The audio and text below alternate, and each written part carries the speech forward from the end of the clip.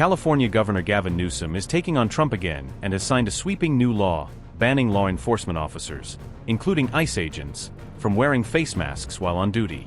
The ban takes effect January 1, 2026, and it strikes directly at the heart of America's immigration wars. Governor Newsom says this law protects Californians from what he calls secret police roaming the streets. But critics say this move puts federal officers at risk. The controversy began after Los Angeles immigration raids in June, when masked ICE agents stormed neighborhoods.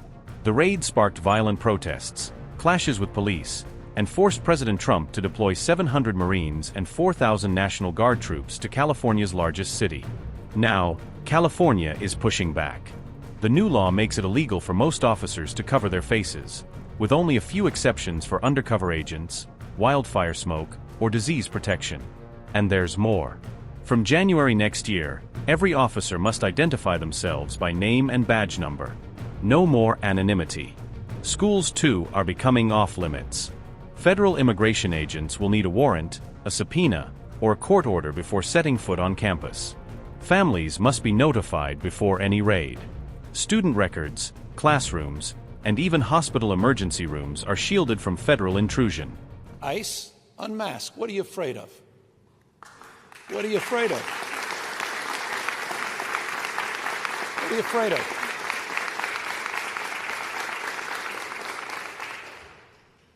If you're going to go out and you're going to do enforcement, provide an ID.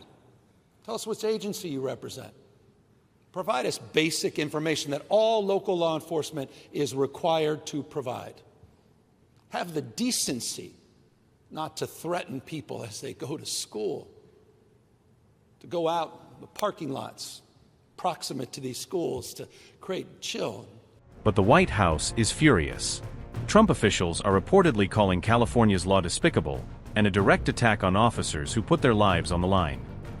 In a blunt post on X, U.S. Attorney Bill Asalee says, "The Golden State has no jurisdiction over the federal government. And ICE agents will continue to mask up, to protect their identities." This also makes a new flashpoint in the ongoing feud between California and the Trump administration. And it comes just months after the Supreme Court gave ICE sweeping powers to stop, question, and detain people without suspicion based only on their race, language, or job while legal challenges grind on. Now, critics warn. California is on a collision course with Washington. A fight over masks that cuts deeper into questions of identity, security, and civil rights.